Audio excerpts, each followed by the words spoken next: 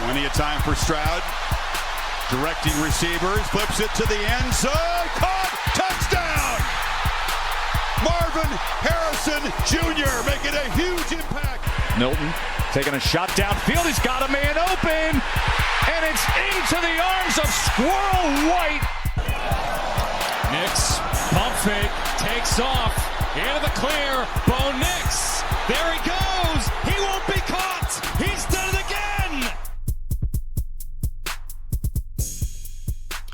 Welcome back, everybody, to the Burning the Red Shirt podcast. I'm your host, Zach Tao, and with me is just Chris K. No Andrew. It's been a while since all three of us have been on here, but Chris will do for now. So how you doing, Chris? I'm good. Maybe next week. I think next week's episode we all plan to be together, right? Yeah. I'm good. I'm tired. I'll be dead honest with you. I'm also in Florida where it's really hot, and I'm not used to that. So it is a little bit of a fun difference, so I can't complain. Well, it's the exact opposite of where I am. Like, everything's shut down because it's snow and ice. So we're not prepared for that here in the South. So when it happens, it's like shuts the whole economy down. But Yep. I know that very well. In Atlanta, so. Right. All right. Well, the topics we kind of want to talk about today are kind of the college fantasy football dead period, if you will. It's after the national championship game. The transfer portal has happened, closed for now. Recruiting's kind of died down. But it's really a time for everybody, like people like us, to speculate a little more with our top 10 lists of top 10 quarterbacks, receivers, running backs. Also in mock drafts. I know you participated in one with CFF Jared, and I had a chance to look over it. I should probably get that up on the screen. I should have prepped that. But was there anything you kind of thought going into that draft before you knew what pick you had? Like, who were the standout players to you going Well, I think just to kind of touch on the dead period action, like this is truly like the beginning of beginning of 2023, because something like this mock draft, you forget about who's available, especially because there's so many players that could come back or that are going, and it's just so hard to keep up with. So, I felt like I had a good time with the drafts and had a good grasp on everything, but every now and then I would see a pick and I'd start to question myself, like, why did I not have him around this range, or like that feels high, that feels low. So these things are fun just to get started for sure. And then obviously when the real things begin, where the money's on the line, it becomes even better. But man, I think this is like really a time where you just start to put all your personal rankings together, whether it's back of the napkin like Andrew, or something more official like I'm going to be trying to do with Canvas to Canton. There's a part of that CFF team there. So, really getting started with this stuff it's you don't look silly yet. If you make a bad pick now, it's not perceived as horrible. It's just a matter of figuring out what the heck's going on, and then in a month you get ridiculed for it if you do it again. So right. I didn't participate. I try not to participate. I have a long thing I could go on about the recruiting and this dead period that I'm not as into it as a lot of people are. They're super high on where these 5 stars and 4 stars go, but I've kind of taken a step back and thought about, like, how many of these 5 stars, 4 stars, these high rated recruits actually play where they commit to anymore. Like, it feels like to me, like you have so many guys that get buried on a depth chart. Like, I'll just use Alabama, right? You got 5-star receiver after receiver going there. And it seems like we all go into these dynasty drafts and we just draft all of them and just hope one of them sticks, right? That's kind of the game plan. But the other 8 that don't stick seem to transfer for the most part. If I don't know if you agree with that, but I mean, there's just so much volatility in high school recruiting, right? Like, I think Campus to Canton guys do an awesome job at figuring out high school players and those rankings for freshmen. But even then, like, I think a great example is somebody like Bryce Young and DJU, right? Like, we had our dynasty draft. I had the first pick, you had the second one, and those were the 2 consensus picks. I got 2 years of Bryce Young, who was awesome. and you're going to get 4 years of really average to bad DJU play, right? But like everybody considered them consensus. So I think there's a lot of things that'll go into it, right? The volatility of just an 18-year-old, the changes in schools and offenses and things like that. And then also the transfer portal being such a big thing now, right? Like those high school guys that are those former 4 and 5 stars might have to wait an extra year, maybe till junior year, to see some relevance because somebody transferred in above them. Right. So it's a really kind of crazy situation this year, especially, and next year as well. We'll see all this crazy transferring going around, and we kind of have to adapt and figure out what does that mean. I saw Jared make a comment in Discord that I thought was pretty intelligent, which, when he does something like that, I have to write it down and timestamp it because it doesn't happen often. But he's basically just saying, look, like at the end of the day, right now, all I'm worrying about is this year's value of the player. Right. I can't try to predict what they're going to do the next couple of years. And that's just generally speaking, not the high schoolers, but it's just so hard. So many moving pieces these days. Yeah, it's definitely tough. Like you always have the standout freshmen that go. It's almost like you would rather see the better landing spot than the actual talent, because, like, okay, for example, I'll use like Nick Singleton, right? He was kind of a consensus top freshman last year, and he didn't have a whole lot to compete with, as opposed to, like, say, if you were to go to Georgia or to Alabama or something like that, where it feels like his talent, yes, while it's exceptional, it feels like the landing spot kind of dictates his value more so than his talent itself. I think landing spot's always going to have an edge over, for sure, right? Just the ability to get on the field is always going to matter. But like Singleton is, he's about as consensus of a future top 2-round pick as it gets in terms of NFL draft. So a little bit hard to decipher him versus others. But you're right. Like, he went to Penn State. Crazy thing is, he was really pretty good, obviously, last year. But I think he's a guy that'll be overdrafted because they're gonna consistently use other backs. And like this, I think it's Katron Allen, right? He's really a good running back as well.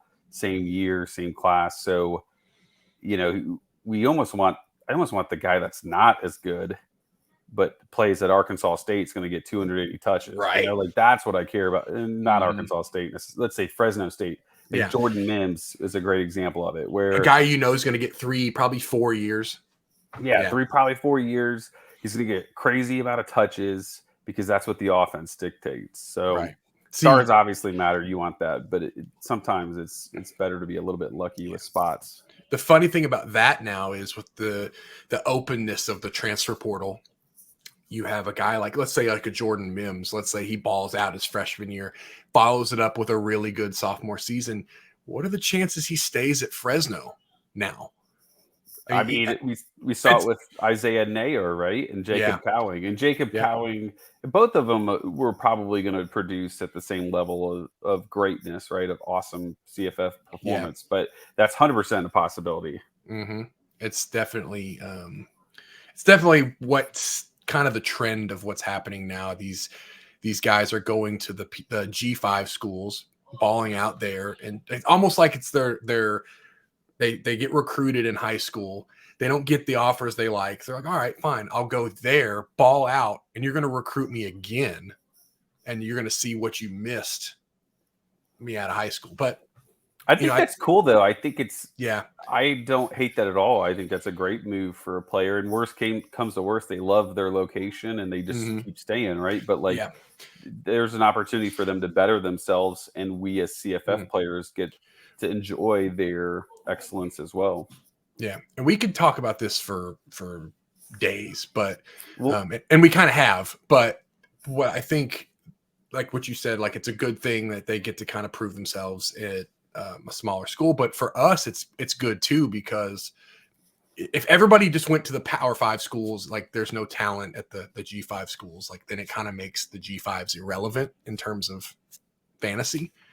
But it kind of it makes Dynasty League so interesting because, and this last thing I'll say about that, but like you said, DJU, like I have DJU, and for like these last couple of years, I've been just waiting for him to finally like be good, and he hasn't. But now he's transferred to Oregon State. What does that mean? It's we got to wait to see, but like it could work out for him to where he's actually a good player, or he might just not. But I think it just opens up some more possibilities of what could happen. Yeah, for sure. Because there's always that opportunity to transfer somewhere, transfer down, or laterally, right? Right. Let me ask you, and then we can move maybe into this mock that happened. Yeah. Is your supplemental draft strategy going to change any after we've seen how many guys are moving around and how there's always kind of like that smaller high school recruit that pops that you just need to throw a flyer at? What kind of strategy changes are you coming up with? Well, I kind of made a change last year in terms of my supplemental strategy, because when we first started the Dynasty League that me, you, and Andrew are all in, we started and I just drafted freshmen, and I'm like, I'm gonna get these top freshmen and hope that they pop and they're good. But my success rate was not very good in picking the freshmen, but also building a team around them to compete year over year. So I figured maybe I should take a different approach. Maybe I should just try to grab the best players that are available and then sprinkle in some talent as I see it. Like, okay, I don't know who to pick in the 3rd round. I'll take this kid. He's a freshman at wherever, right? That's kind of the way I'm going to go about it right now. I think if there's a player on the board that's just too good to pass up, I'm just going to take him. And then if I don't have a player like that jumps out to me, then maybe I take the flyer on the freshman at Arkansas State, right? Like, I mean, I don't know. I'm just throwing that out there, but I think that's kind of the strategy I'm going to take. But you, I've never had success with supplemental drafts. Right. It's it's just not even a science. I don't even want to call it that, because it's not. It's like I think I'm a little bit more leaning towards the win now guys, and utilizing resources like Kiewit Canton, other sites that are, other analysts that talk about, recruits a good bit, and just utilizing some of those resources at the back end. Maybe like, if you think about it, right, you could take some really good players early on and you just look for those freshmen, whether that's a guy that starts to do things during the season, or like Quinshad Judkins is like, he's a one-off, right? You're not going to go from this is like a 3-star to basically a top 5 running back. Like that's rare, but that happens. And you pair that up with a senior. Like I remember Brian Cobbs was like a pretty big supplemental round guy, 1st or 2nd round. Like those are pretty good. Right. Yeah. What if I took Trevante Citizen with a pick and he tore his knee up within like the first month or two? So I think it also depends on what you're trying to accomplish, right? Like we should always try to win, but if your team isn't set up to do that, then maybe you go with the high upside type players. So yeah, there's a lot of variables that come into play when drafting, because you could definitely see, like Andrew and I in our chat, we just talked about doing a trade, and he's like, man, we just play so differently. Like certain things are of more value to me than they are to him.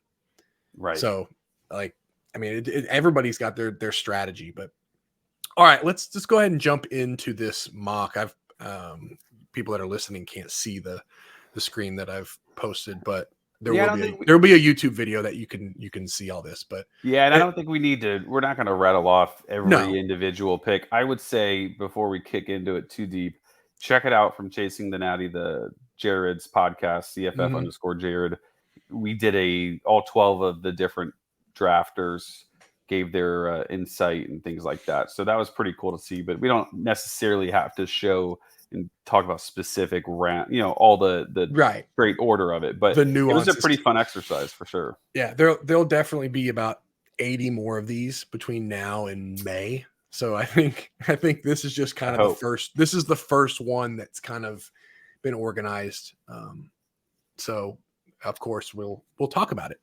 So you had the 7th pick. I had the 7th pick. Yep. Yeah, 7th pick, which I found it kind of be a no man's land. Like I think if that's really close to that no man's land. I think the quarterback position super deep. That was like a common point made by all the different drafters. And I think there's two levels to that. I think there's high-end talent, right, with Caleb Williams, Bo Nix, Austin Reed, Drake May, Frank Harris, Michael Penix, right? These are guys that are like high-end, awesome options.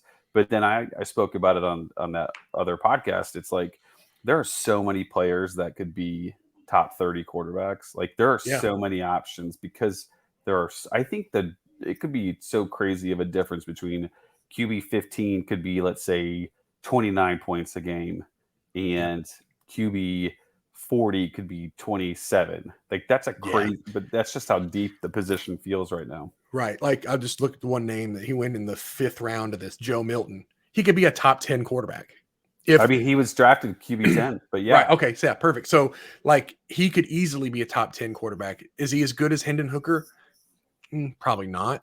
But it's not out of the realm of possibility that he puts up similar numbers in that offense, especially with Brew McCoy back, right? Like, I mean, they got studs everywhere. That's a great receiving room. Think about this: Sam Hartman and Will Rogers were not drafted. So, and this is just 9 rounds. This is 9 rounds. Yeah. So there was 24 quarterbacks taken. So these are always interesting.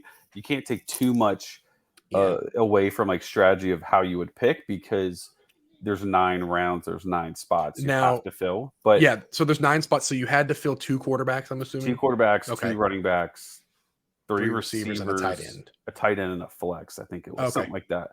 Okay. But basically, like that means that Rodgers and Hartman are quarterback 25, 26 at best.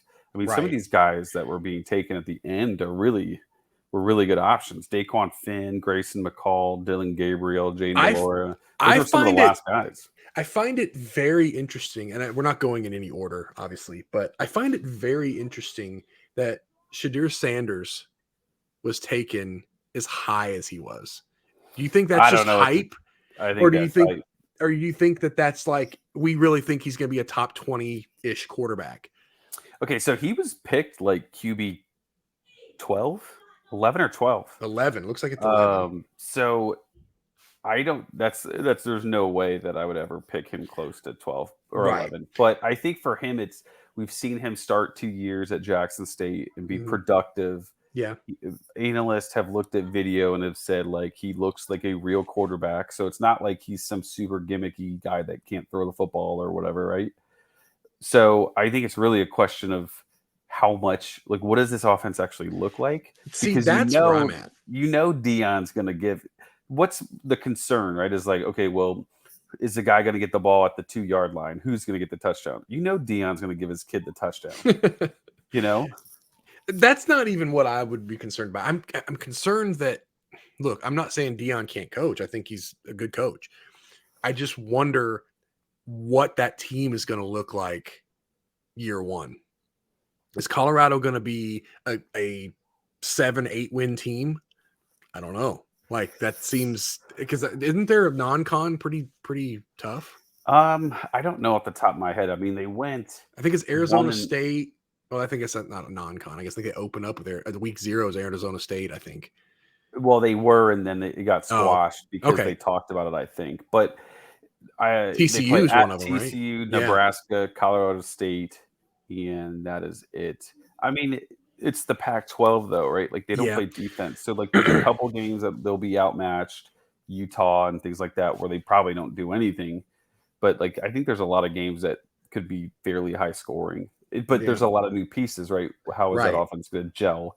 Actually, and what else? What is the actual offense? Do we know what kind of offense? Like that matters a ton, right? Like, are they going to be super pass heavy? Are they going to be just 50-50? Things like that are going to matter. And I don't know if anybody has an idea of what that's actually going to look like. Yeah, definitely. I don't think that it's a bad gamble. I think it's definitely something that you could, if in this case it was his second quarterback. So I don't think it was necessarily a big gamble. Obviously Penix is his quarterback, but then you have Sanders as a backup. Like I probably wouldn't go that route, but who's to say he's not? It wouldn't be a backup. That's a starter for them. Oh, you're starting to. They're starting to. So, Okay. but Okay. even then, you're drafting him above some incredible Well, guys. Hartman, So I just don't I would think that's a good I would pick, lean personally. Hartman, even though he's at Notre Dame. Right, he's Notre Dame, right? Okay. Yeah. Notre Dame, like just the experience that he has, that I know that he can run an offense at this level. Not, and I don't even want to knock Sanders. Like, I think he is clearly a talented player, but I think I'm going to run with like a guy like Hartman before I would take him. Yeah, it's definitely not a knock on Sanders. Like, I think No. we all agree there's upside and potential, Yep. at least from the CFF aspect. But the reason why I don't like it is because there's proven commodities that are Available drafted behind him. Well, like look Riley. at Kyle McCord. Wouldn't you take your chance with Kyle McCord? I'm assuming this is redraft, right? This isn't like for dynasty purposes. This was just your typical like best ball redraft type. Okay, so if you were going to take a quarterback, like Kyle McCord at Ohio State seems like I know we talked about like he's not going to be CJ Stroud, but the quarterback in that offense still has a lot of value regardless. Oh yeah. I think the only problem here is we don't technically know who's going to win the job, That's fair. right? So That's fair. I do think it would be McCord, and at that he was picked around QB 15. That feels about perfect, right? Like he was drafted. I mean, the thing is, right? Like Riley Leonard, Jordan Travis, Curtis Rourke, John Rice Plumlee, Michael Pratt, Jalen Daniels, Daquan Finn were all picked after him, amongst others. And Grayson all of them McCall. McCall. They are all proven commodities, zero risk. And that's Hartman where I wasn't think picked. it's a little bit of yeah. And Hartman wasn't picked. So I think that's where it feels very steep to take Sanders where he was taken. Yeah. All right, let's move to running backs, because that was kind of the first thing I noticed when the first thing I saw here was Judkins was the first running back taken. And then you took Rasheen Ali at pick 7, which after what we saw this year, like what do we think about that? Do you think he just comes back and he's just the workhorse again? Or do we think that there's some sort of committee at play there? I don't think it's a committee. Laborn's gone. Right. So but Ali was pretty, I mean, he was pretty great when in limited action, 47 carries, 273 yards. Yeah. I don't have any reason to believe why wouldn't he just do what Khalil Laborn just did, right? Like, so to me, that's you're just going, and that's what he did 2 years ago. So you're saying 1,500 yards and 16 touchdowns, like you wouldn't want that, Right. So like that's where my head was at with the pick. And Ali was even better 2 years ago. So last year it was a health injury an injury that was what caused the situation to happen. But otherwise, I don't know who the backup would be that would overtake him. I'm not saying that there would be. I haven't researched it or anything. I'm just wondering if there was some sort of reason that maybe he wouldn't be the bell cow there. I think the reason why it was a little bit of a split with Laborn at the end was it's Rasheen Ali. Like he had one of the greatest Marshall seasons ever. So when he's healthy, you can't really not use him. And you don't want him to leave. And you can't just bench Laborn. Right. So that's where that kind of murkiness came in. But I don't see that being, not to say you were insinuating that, but I don't see that as a concern for me. Right. All right, so then the third running back was at 10, Braylon Allen. I think that's pretty common that he's going to be up there, one of the top picks. Then Blake Corum, Will Shipley, Travion Henderson. After his bust of a season this year, he was going in the top 3 of drafts last year. Do we think he rounds back into form, or do you think it's going to be just whoever the hot hand is in that offense? Because that's how I feel. I don't think I would want any of this situation. Right. I think for sure they're best ball draft guys. I don't think they're by any means a guy that I would want to have I don't want to have to make that decision weekly. Because I do think they have insane upside, but I think they could just not play. They could play limited. They were both banged up all season. So who knows what's to happen. And, I think running backs are pretty deep as well this year. I like a lot of the guys that were picked in the first 4 rounds. All right. So how do we feel? I go back to Braylon Allen. How do we feel that offense changes this year with Fickle? I mean, you would think it would be similar to Cincinnati's, right? Like, right. and I like Cincinnati running backs, right? So I'm not too concerned with it. That's Okay. kind of the tiebreaker for me was basically I was between the two, and the tiebreaker for me was Ali is in the proven same style offense, whereas Allen has like technically a little bit of change that's gonna potentially impact it. Right. Okay. Then Raheem Sanders was the next one after Henderson, which I think he's pretty solid in that offense. Like he's gonna be a pretty good performer. You have something to say? I was just gonna say I like him more than the guys before. Yeah, Like I I love was Blake kind of Corum, but getting I there too. think he's more of like a RB4 for me. I think Yeah. he's incredible. Yeah, I like Sanders a lot too. Damian Martinez coming next. Like I think he's definitely very good, and I think is he a sophomore this year? Like it's in dynasties. Sophomore, yeah. Yeah, in dynasties he's really good. But I wonder what that offense is going to look like next year. Can't get worse, right? No, I'm not saying it's going to be worse. It's just DJU comes in like, what does he give them? Like, does he perform to the 5-star level that he's, has been touted to be, or does he raise that offense, or does he hold him back? I see him being as good as the guy last year with with the upside of just a better offense. I don't think he's a guy that's going to make Oregon State throw it 40 times a game, which would be a concern. And I think the concern might be here is that he might steal some goal line touchdowns. Yeah. But I mean, Martinez is going to get a lot of work, and I mean, he's just very, very good. You know, like I would think that he's just going to get bigger, stronger, and they would have less of an issue relying on more of him each week. So when you said you'd take Sanders before any of those guys, like all of those guys near the end of the second round with Martinez, Benson, Jermaine Brown, and Nick Singleton, like all of those guys, I would probably take before Travion. I wouldn't take. I mean, I probably would take Singleton, but I don't know. I would definitely take Trey Benson. Jermaine Brown will be close. I don't know if I will want to spend up on to get him. Right? No. I'm not saying I would actually do that, but I over would. Travion. I mean, Travion's not even practicing this spring. But I wouldn't take Travion where they took him. Is what I'm saying. Like if I'm getting to the end of the second round, Travion should be there.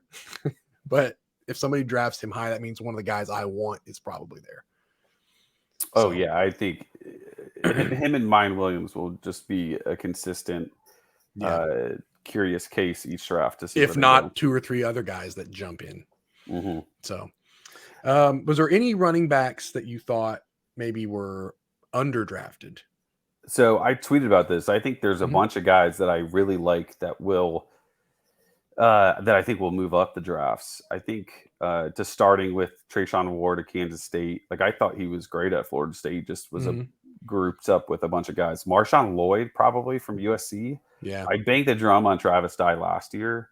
You're not, and Froton said it really, really well on that Chasing Lunati podcast. So go back and listen to him for sure regarding it. But there's no reason why he doesn't go from South Carolina and awesome to USC and awesome. Is he hold on, I got a quick question. Is he the first player to go USC to USC? USC East to USC? Maybe.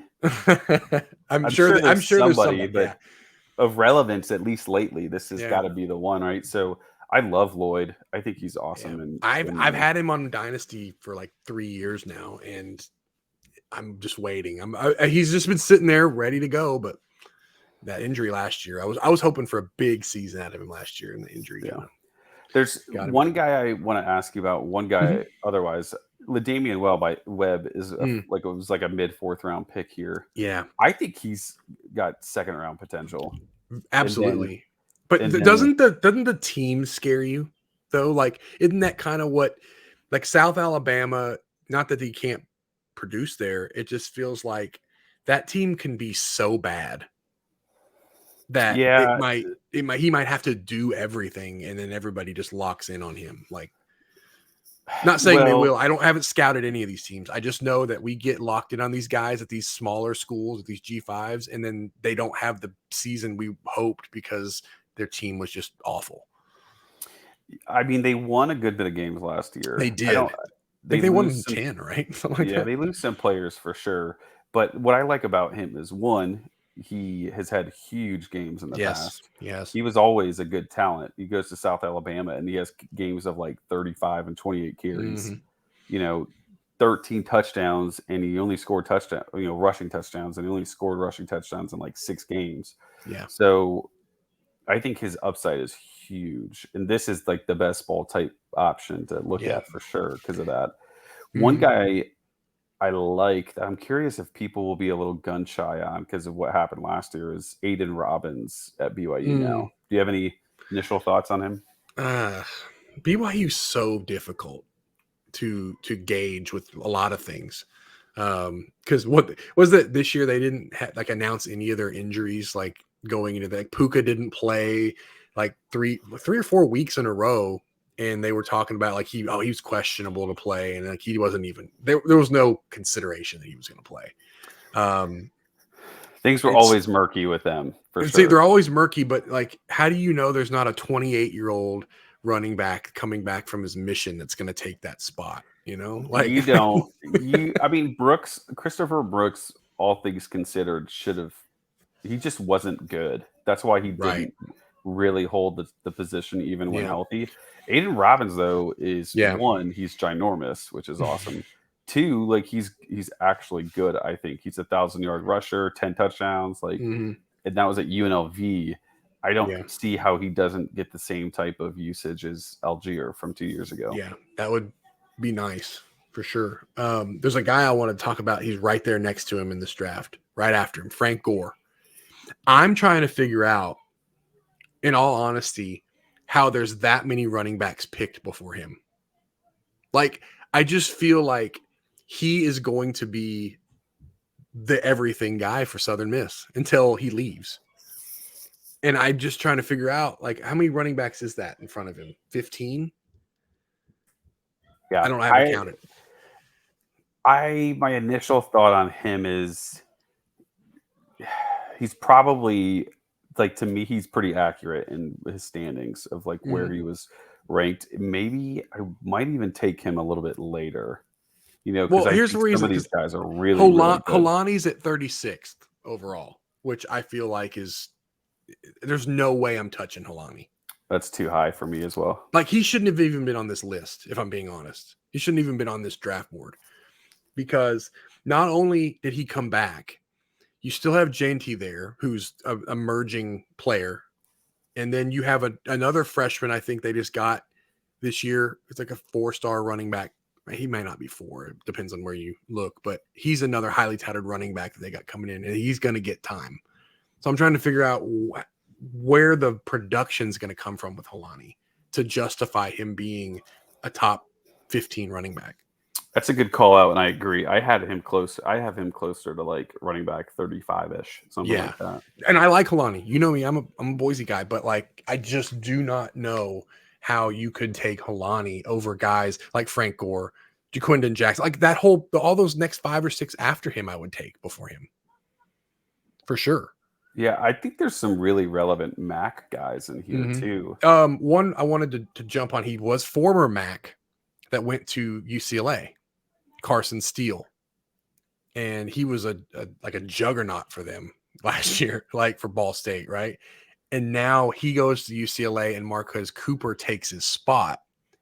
Is that just plug and play at Ball State? I think it's plug and play at Ball State for sure. So at UCLA, no. No, I'm not sure what I think of Carson Steele. Right. I probably will make my decision too late in the game and won't have enough of them. I just think there's probably a lot of guys that will fall around him that I really like that I'd rather have. Yeah. That means I miss out on him. So I think I'm with you there. I don't know that I would take him. I will be rooting for him, but I just will not likely have much of him at all. Right.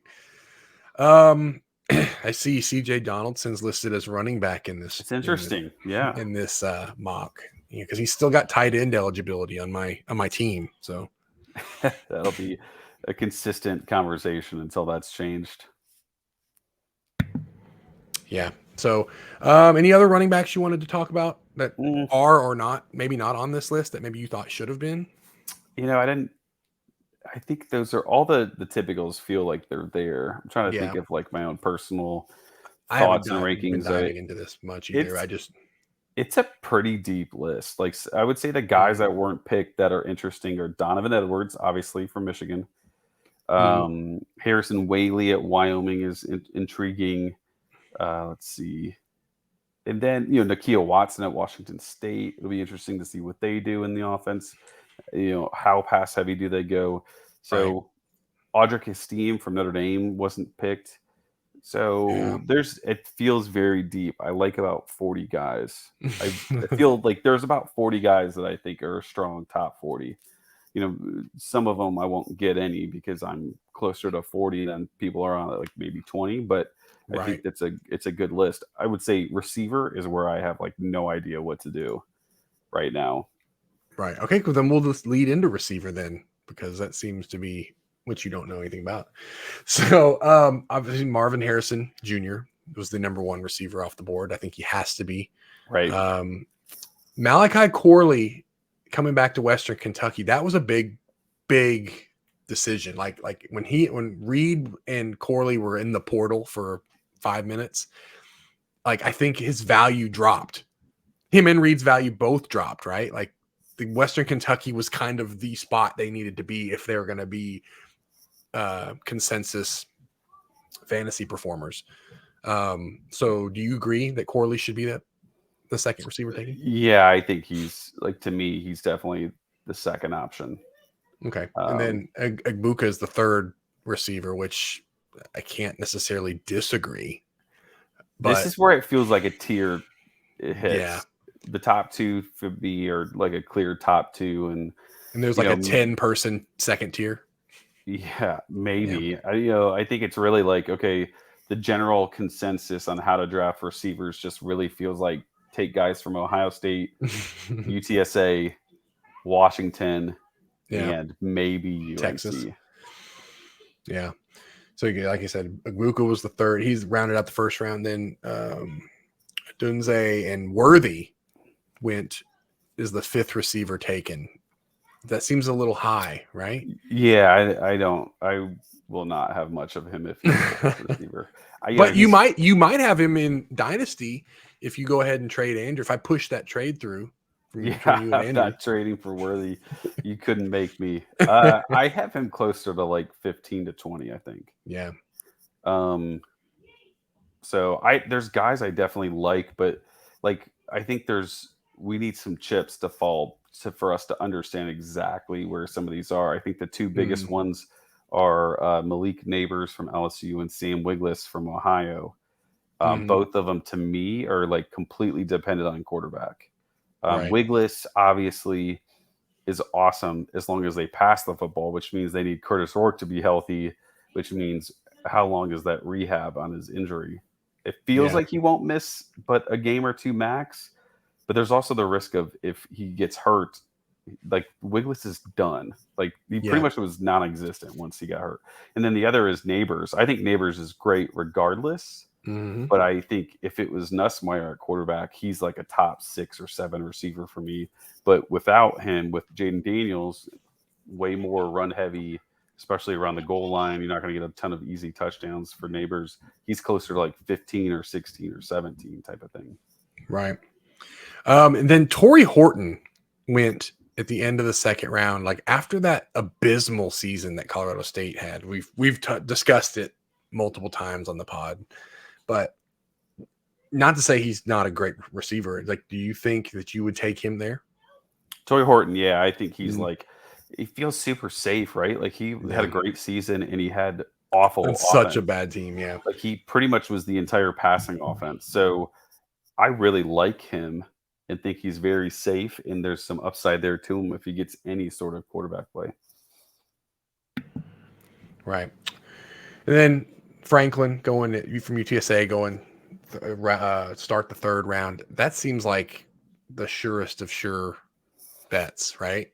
I mean, at that spot. The one con is that they have 3 awesome receivers, but the positive is they literally only use them 3 all. receivers. So you're always going to get some action. You're always going to get something to those 3. That offense is going to be incredible because I love Kavorian Barnes. I think Nate from Campus Again kind of put me on him a little bit at the end of last year to kind of take notice.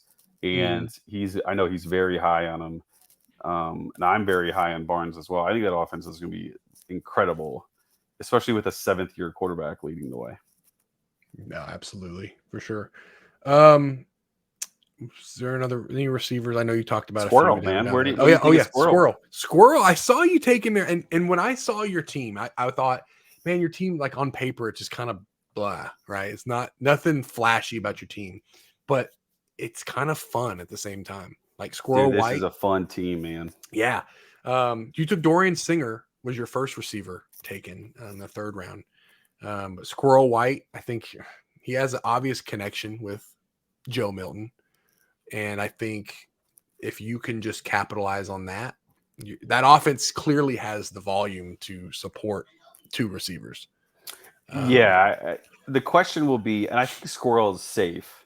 Yeah. He's unlike the others, right? Like he's unlike Brew. He's unlike Dante Thornton, who transferred in, who's good. And he's unlike Ramel Keaton. So he's very much safe. I love Squirrel, and I think his speed is incredible. And Bazooka Joe will have no issue. He's already shown to have no issue to connect with him. Right. And they give him easy in our stuff pod too. intro, right? Exactly, right? What a great pod intro. The question is going to be like the whole Brew versus Dante Thornton thing. I will probably try to get one of them in every single draft because I think one of them will slip a little bit past.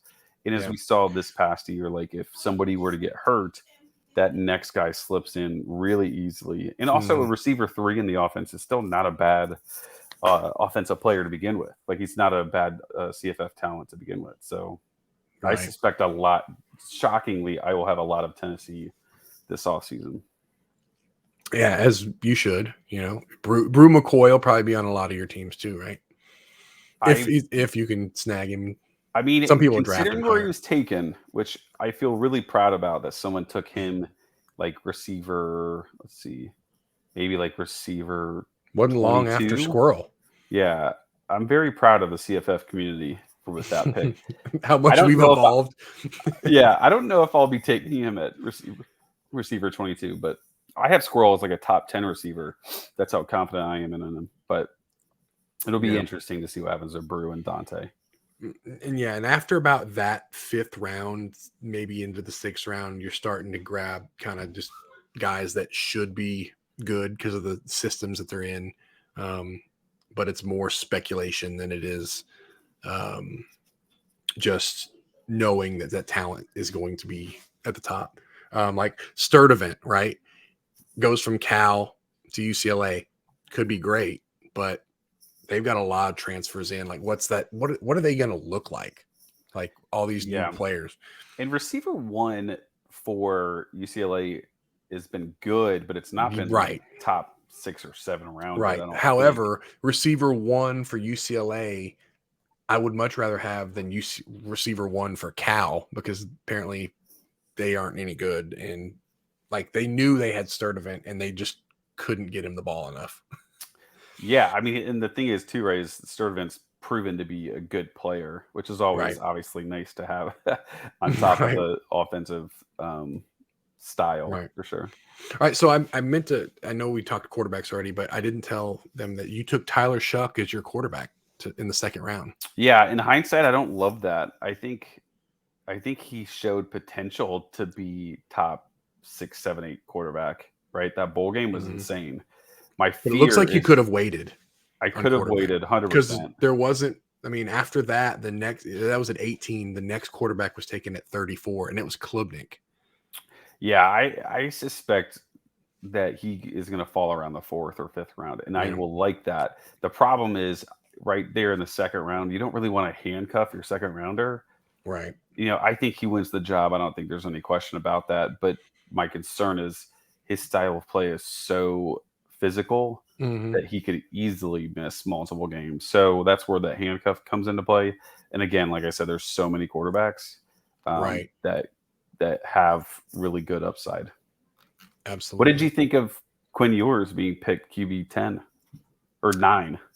Well, I saw that and I thought, well, if he's going to be the QB 7 in Texas, he's QB 10 overall. That seems a little steep, you know.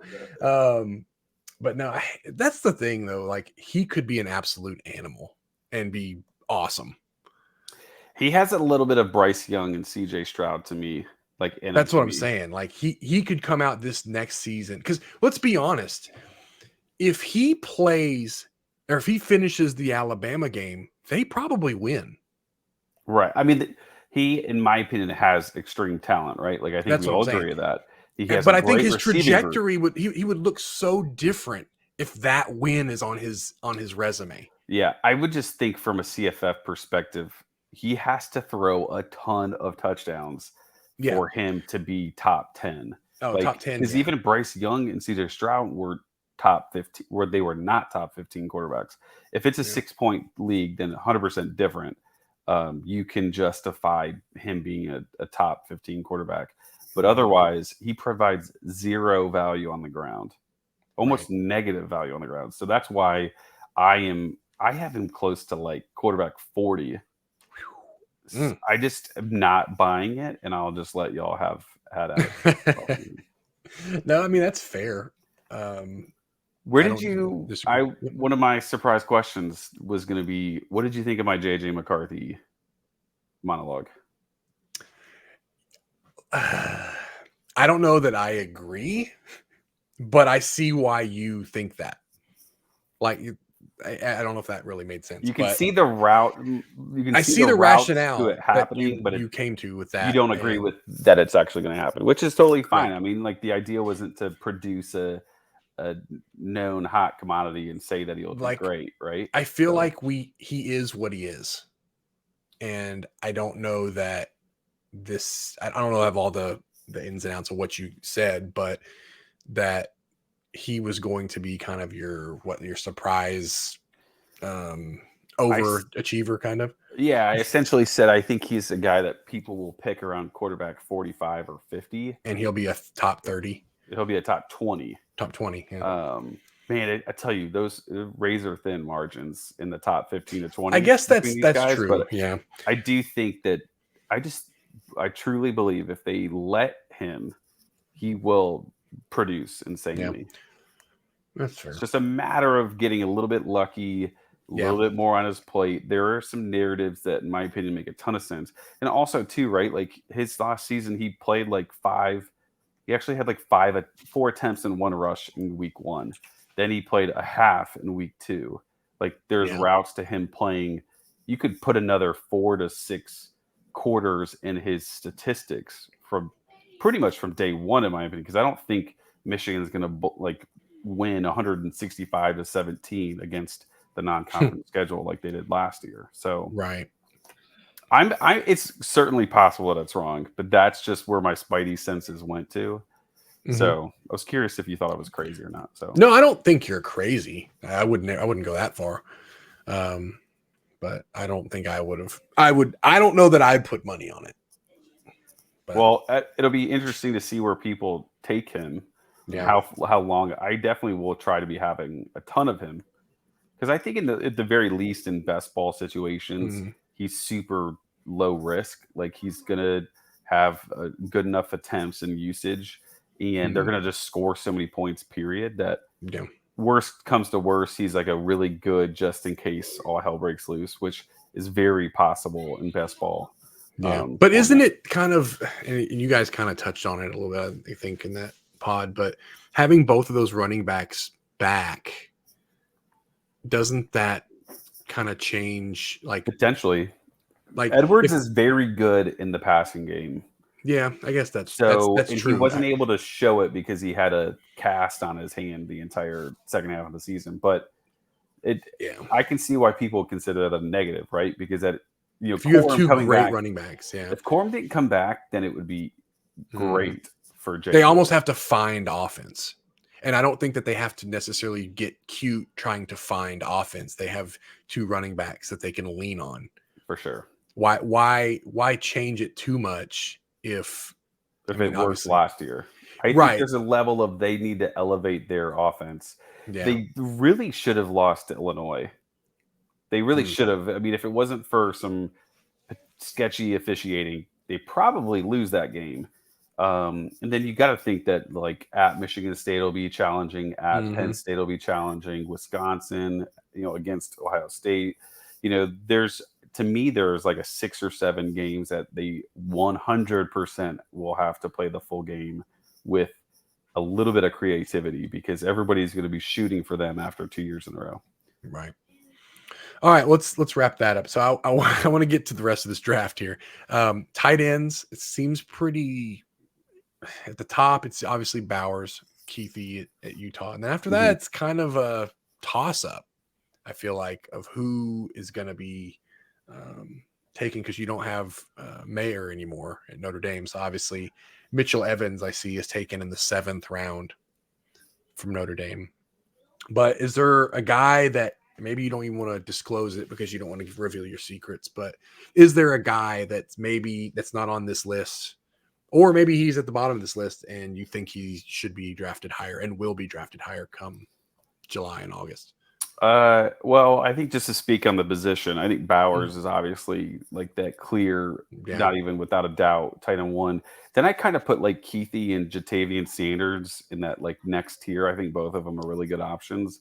I don't know if I would take Keithy 2 picks after Bowers, like which happened here. But then I think there's this kind of like quarterback to me. There's a ton of options that could finish tight end 4 or tight end 20. Like, right. I like RJ Maryland from SMU. I was just about to ask you if you like. I thought Andrew likes Maryland, right? Yeah, I don't remember his take on it. I know Nate loves him, and he's shown out in the last half of last season. Anytime you can get an Iowa tight end, I think you have to try that. And I don't know. I will probably just try to take the one that gets taken second because I don't know do we really know if Luke Leachy is going to be tight end 1 or Eric All. There's going to be that Cade McNamara connection, and All's pretty solid. Ole Miss has pre-scored now, which will be interesting. And they also had Trigg last year and didn't do anything, right? Right.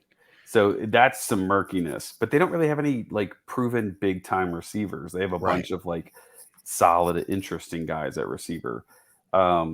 Mason Taylor for LSU was like a really good pick by Jared in the final round. I would again want Nussmeier to be the quarterback though, to really love that pick compared to liking the pick. I like those Tanner Koziol, Ball State. The Ball State guys are both awesome options. Yeah, I like him. That's the guy I would probably I'd probably punt on tight end until it got to him, and that'd be the time I would snag one. But overall, like tight end, there's a lot of question marks with tight end, which it seems to be. I think every year there's usually like a couple that stand out above the rest. It's such a weird position, and it's really hard to nail down recruiting wise. Yeah, because what is a tight end anymore? Like some offenses, they say they have a tight end, but they really don't use a tight end. He's just a big receiver, and sometimes he's a running back. Right. Or exactly. In my bias, I like Colston Loveland from Michigan. Obviously, I mean the guy is incredible. He has incredible what seems to be raw talent. Just a matter of how much. Do they use him like a tight end? Do they use him like a stand-up tight end? Is it a mix? AJ Barner is a transfer from Indiana that came in. He's very productive in his career. So, it depends on how they utilize him. They're kind of unproven at receiver for the most part. So there was one guy I want to ask you about. He's not, as far as I know, he wasn't drafted. And he was kind of my guy last year. Trey Knox goes to South Carolina. And do you think he fills in that void that offense leaves? Or do you think he's just another guy? I think he's probably just another guy. And the only reason why I say that is they didn't really do enough with what they had last year. Like Stogner was just average at best, and Jaheim Bell is the same thing. Right. Jaheim Bell. Um, Yeah. you know, technically there's that other guy, Joshua Simon, that's there. I don't love that situation for him, but Yeah. you know, if you're asking would I hate taking him at the very end of a draft in a best ball, like he feels like a good option because he's shown to have upside. They're Yeah. fairly thin at receiving talent. You know, they don't have a ton of guys there. So there's opportunity for him to play and be relied Yeah. upon. So I think he'll be average, but I Yeah. don't mind. I don't think he upside. should be on this list. I'm not advocating for to be here. I'm just wondering what you felt like if maybe Bell was the name I was looking for, filling the void that Bell left. I would say he's like tight end 25 to 30-ish. Okay. And that feels like a good number. Okay. Well, I think that's pretty fair. I'm not going to argue with you on that. He will be interesting. These receivers that get turned into tight ends are always a little intriguing. Yeah, for sure. Tight end, I try to avoid unless there's just one I really, really, really like. And then Putting all your eggs in one basket. Yeah, because I just feel like if tight end, especially in our dynasty where it's premium, there's tight end premium, that like you just can kind of grab guys that kind of pop off week to week that say, oh, he's now catching 6-7 balls a game. I'll just grab him and go from there. I think that's one thing I'm going to try not to do this offseason is take the same tight ends. Like, I think I want to vary it. I was so wrong on some of these tight ends that it just killed me in best balls because I would get 0 points. You know, I'd get 2 points a week from my tight ends. I think I'm going to try to diversify amongst, you know, instead of 4 guys, try to do it with 7 or 8 guys to try to give myself a better shot at not getting duds in every league. So one thing I'd noticed about the draft as a whole, there was one, unless I'm wrong, one Alabama player taken in that whole draft. With good reason, right? Right. No, I'm not saying I disagree with that. I think it's interesting how we've gone from take 8 Alabama players in the top, 100 picks to, I don't think I want to touch that offense right now.